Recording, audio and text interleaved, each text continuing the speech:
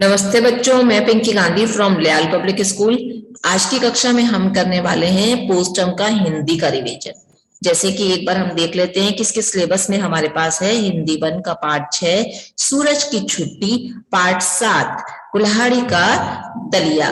उसके बाद दे रखा है पार्ट 5 हमारे पास हिंदी व्याकरण का वाक्य और पार्ट 10 सर्वनाम। उसके बाद है हमारे पास शब्द भंडार में लिंग, वचन, विलोम, बधाई पत्र और हमारा राष्ट्रीय पक्षी मोर। स्टार्ट करते हैं हम हिंदी 1 में। सबसे पहले है हमारे पास सूरज की छुट्टी, जिसमें है श्रुतलेख, कलियां, कुमलाई, पुष्प वाटिका, मुर्गा, लताएं, विस्मित, अंधियारे, किरणों, फौरन, आनंदित, जन्नत। अगला प्रश्न है हमारे पास मौखिक प्रश्न, यानी कि निम्न प्रश्नों के उत्तर हमें मौखिक में देने हैं।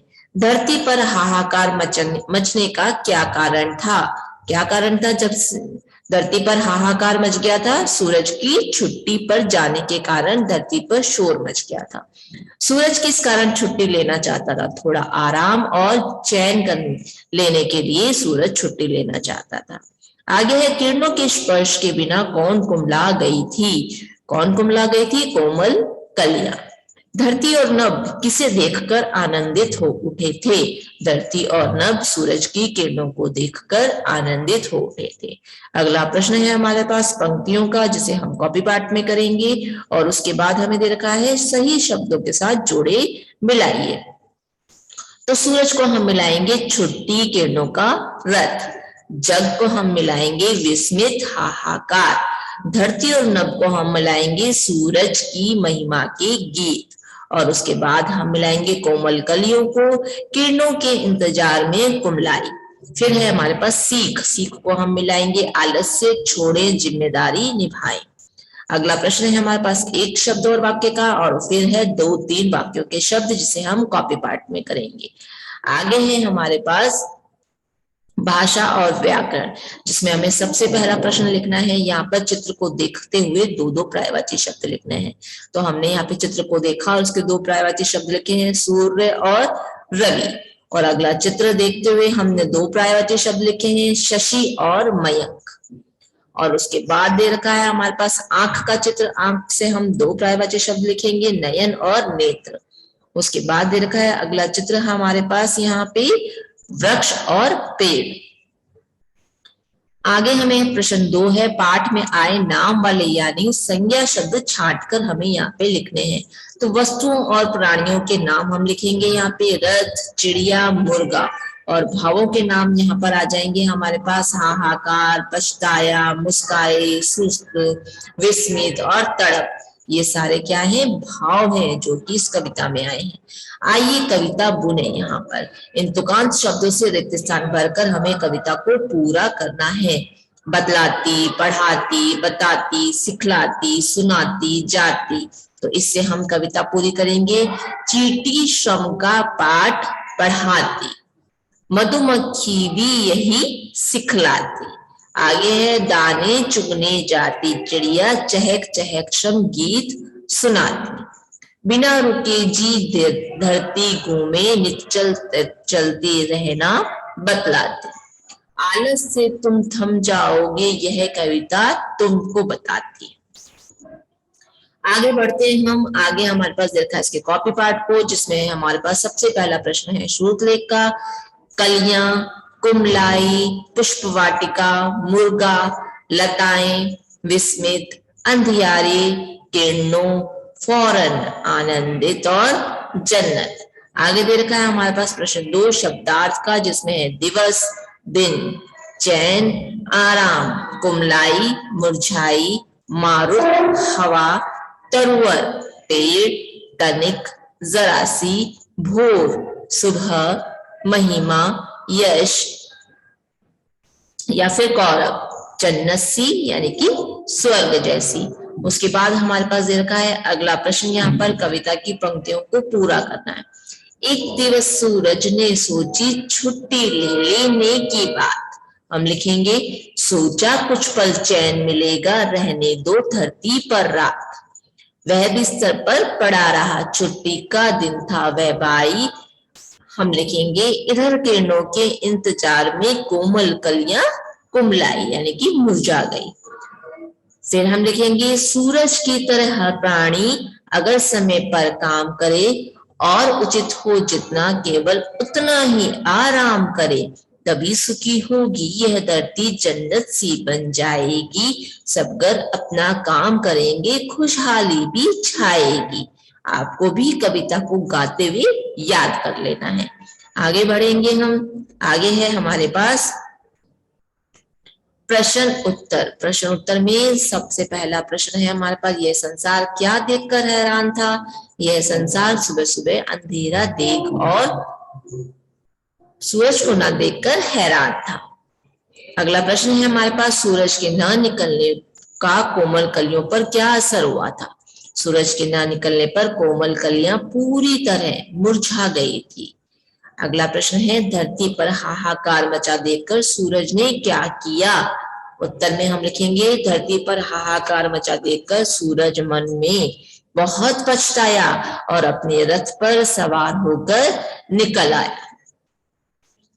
आगे दे रखा है हमारे पास प्रश्न 4, सूरज से हर प्राणी को क्या सीख लेनी चाहिए? उत्तर में हम लिखेंगे, सूरज से हर प्राणी को यह सीख लेनी चाहिए कि समय पर काम करें और जितना आराम उचित हो उतना ही करें। प्रश्न 5 है, सूरज की छोटी सी छुट्टी के कारण धरती पर कौन कौन से कार्य नहीं हुए? उत्तर में हम लिखेंगे, सूरज की छोटी सी छुट्टी के कारण कोमल कलियां मुरझा गई थी, मन को भाने वाली हवा भी नहीं बह रही थी और धरती पर कोई फूल भी नहीं खिला था और सुबह बोलने वाले मुर्गे ने भी बांग नहीं दी थी। ये सब काम कब होते हैं? जब सूरज आता है। जब सूरज ही नहीं आया तो ये सब काम भी नहीं हुए। प्रश्न 6, सूरज यदि पूरे दिन छुट्टी मना लेता तो संसार का क्या हाल होता?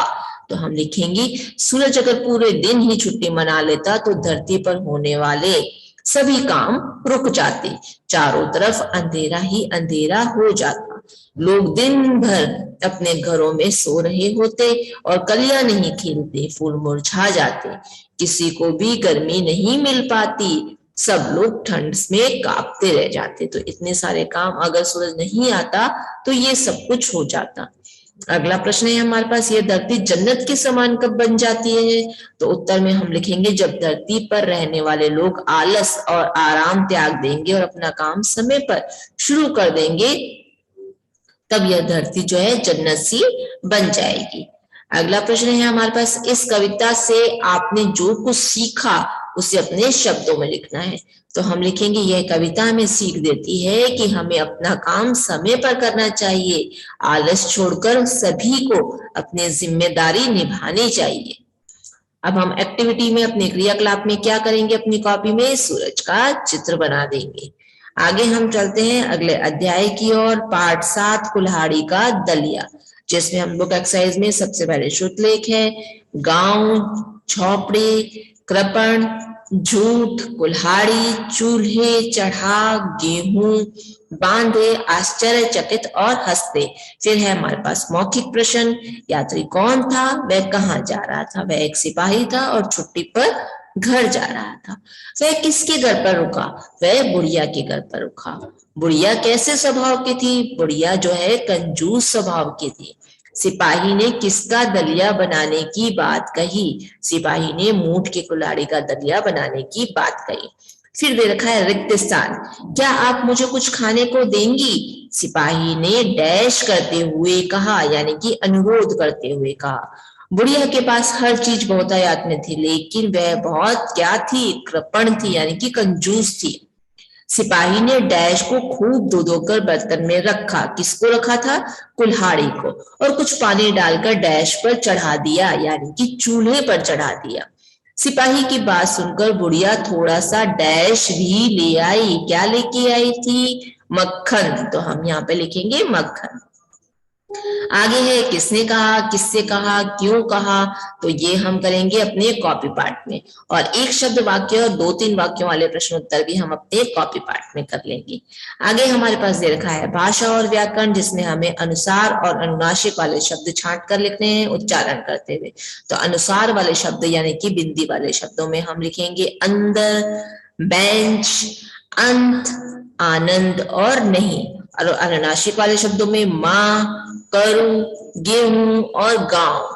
आगे हमें ड और ण वाले शब्दों को छाट कर लिखना है, जिसमें हम लिखेंगे सड़क, झोपड़े, कुल्हाड़ी।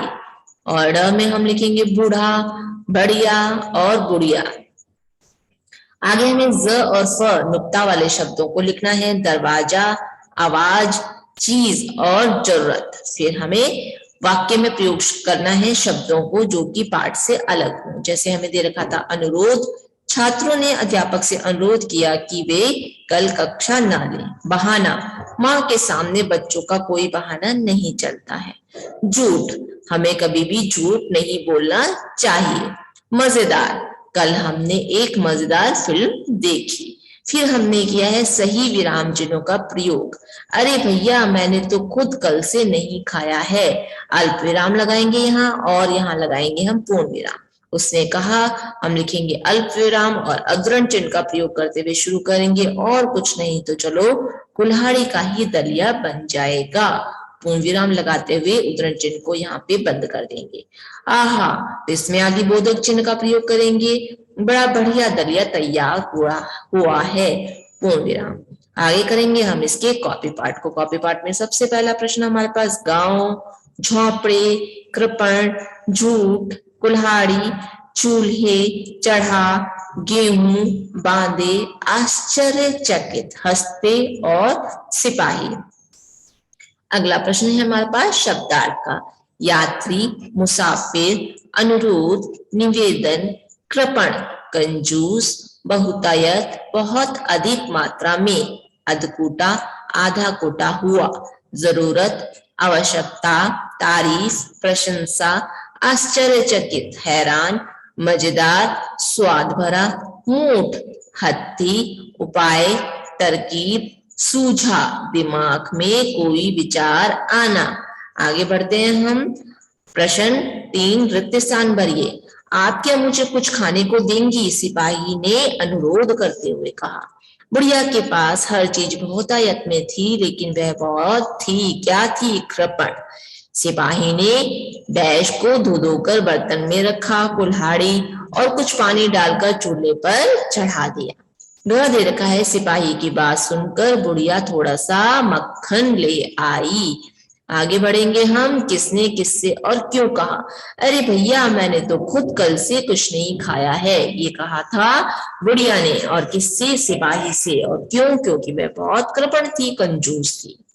ख दे रखा है, और कुछ नहीं तो चलो इस कुल्हाड़ी का ही दलिया बन जाएगा, ये कहा था सिपाही ने बुढ़िया से। और क्यों? क्योंकि बुढ़िया ने मना कर दिया था कि घर में कुछ भी खाने को नहीं है। बस जरा सा मक्खन होता तो क्या कहने थे, ये कहा था सिपाही ने। किससे? बुढ़िया से। क्यों? क्योंकि उसे पता था कि बुढ़िया के घर सब कुछ है। वह धीरे धीरे बुढ़िया से सामान निकलवाना चाहता था। आगे है हमारे पास वाक्य बनाइए। अनुरोध, अनुरोध से हमने वाक्य बनाया। छात्रों ने अध्यापक से अनुरोध किया कि वे कल कक्षा ना लें। बहाना, माँ के सामने बच्चों का कोई बहाना नहीं चलता। झूठ, हमें कभी भी झूठ नहीं बोलना चाहिए। मजेदार, कल हमने एक मजेदार फिल्म देखी। आगे है हमारे पास प्रश्न उत्तर। सिपाही बुढ़िया के घर क्यों रुका था? तो उत्तर में हम लिखेंगे सिपाही छुट्टियों में अपने घर जा रहा था और चलते चलते थक जाने के कारण वह बुढ़िया के घर पर रुक गया था। प्रश्न 2 है, बुढ़िया ने भूखी सिपाही को खाना खिलाने से मना क्यों कर दिया? उत्तर में हम लिखेंगे बुढ़िया कंजूस स्वभाव की थी, कृपण स्वभाव की थी, इसीलिए बुढ़िया ने सिपाही को खाना खिलाने से मना कर दिया था। प्रश्न 3 है, बुढ़िया किस बात पर सिपाही का मुंह ताकती रह गई? उत्तर में हमने लिखा है सिपाही ने जब कुल्हाड़ी का दलिया बनाने की बात कही तो जो बुढ़िया है उस सिपाही का मुंह ताकती रह गई। अगला प्रश्न है कि सिपाही ने बुढ़िया से दलिया बनाने के लिए कौन कौन सी चीजें ली थी? तो उत्तर में हम लिखेंगे सिपाही ने दलिया बनाने के लिए बुढ़िया से बर्तन, नमक, अधकोटा गेहूं और मक्खन मांगा था। प्रश्न 5 है, बूढ़े सिपाही ने कुल्हाड़ी का दलिया किस प्रकार तैयार किया था?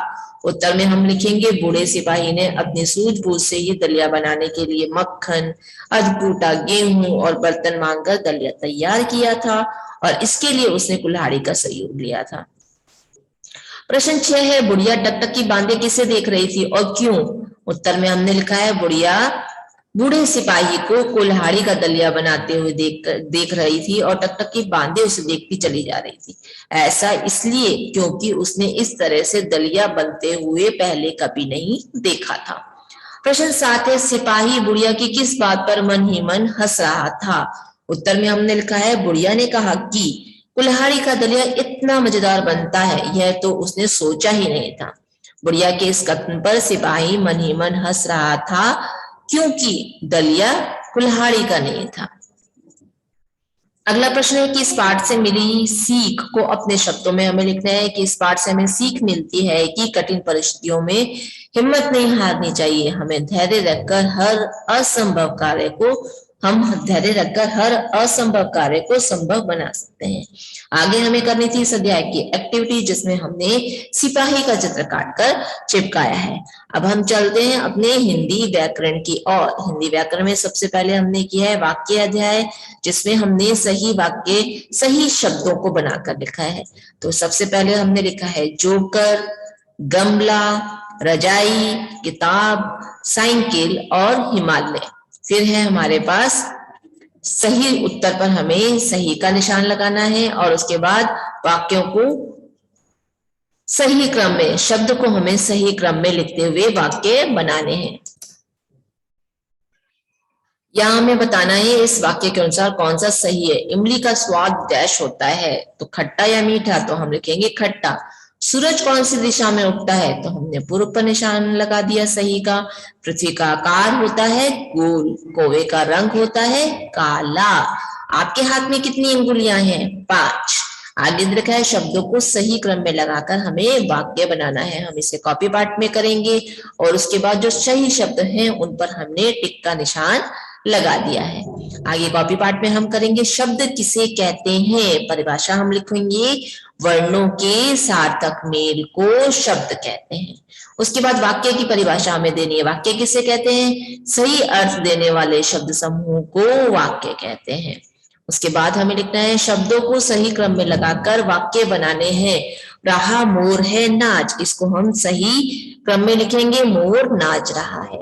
गई में बिल्ली कमरे, तो इसको हम सही क्रम में लिखेंगे बिल्ली कमरे में गई है। प्याले चाय में गरम, सही क्रम में लिखेंगे प्याले में चाय गरम है सीमा और मीरा सहेलियां, तो हम सही क्रम में लिखेंगे सीमा और मीरा सहेलियां है।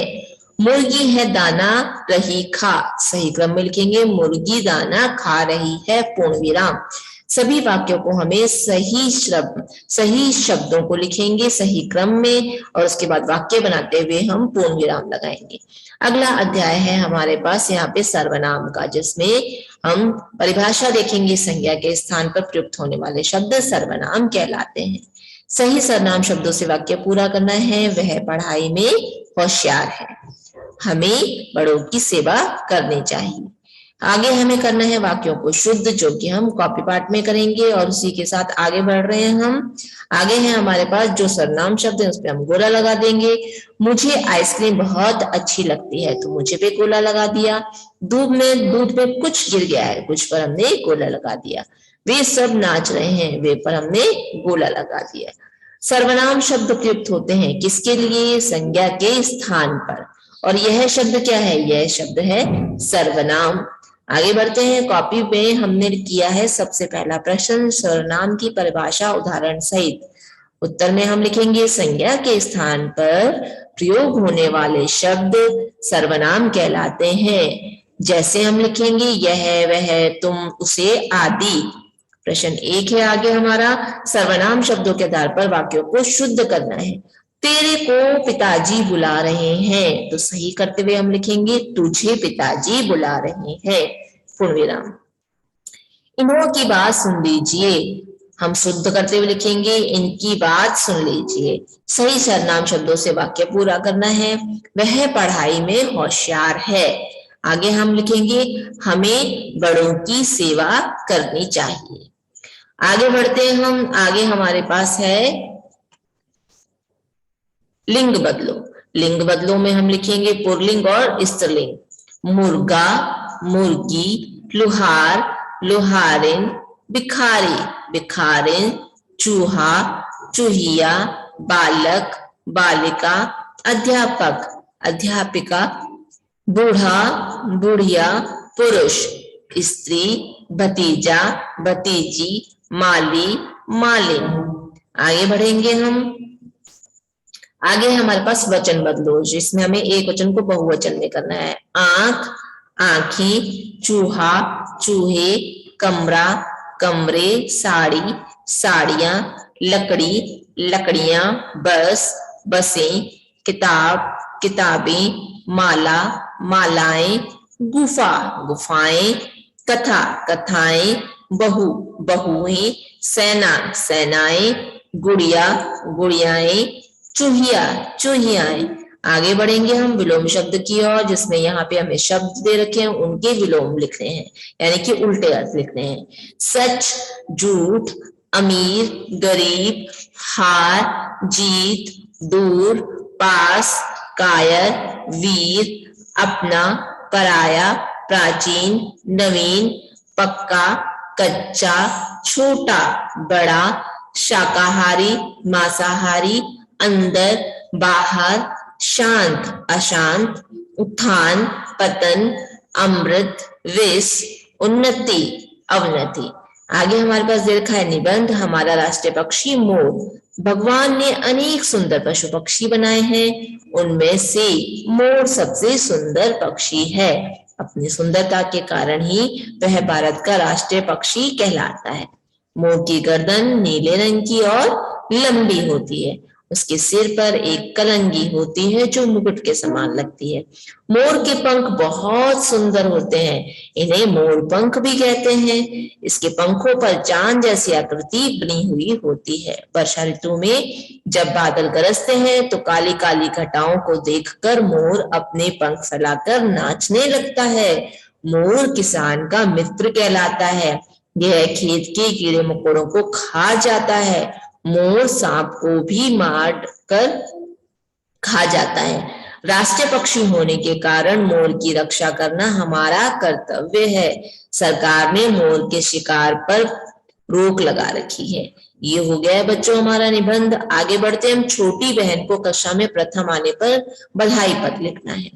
D4 D4 व्यास कॉलोनी। एड्रेस लिखेंगे हम यहाँ पे, पता लिखेंगे, बीकानेर, दिनांक लिखेंगे यहाँ पे। जिस भी तारीख को आपको ये बधाई पत्र लिखना है यहाँ पे तारीख लिख देंगे। प्रिय राधा प्रसन्न रहो, सब कुछ हमने नई लाइन से ही लिखा है। आगे हम लिखेंगे कल ही तुम्हारा पत्र मिला, यह पढ़कर हम सभी खुश हुए कि तुम अपनी कक्षा में प्रथम आई हो। इस शानदार सफलता पर मेरी बधाई स्वीकार करो। मैं आशा करता हूँ या करती हूँ कि तुम आगे भी इसी प्रकार सफलता प्राप्त करती रहोगी। मम्मी पापा की ओर से आशीर्वाद, तुम्हारा भाई या फिर तुम्हारी बहन। ये बच्चों हो गया है हमारा बधाई पत्र। ये हमने किया है हिंदी का पोस्टम revision. Best of luck all of you.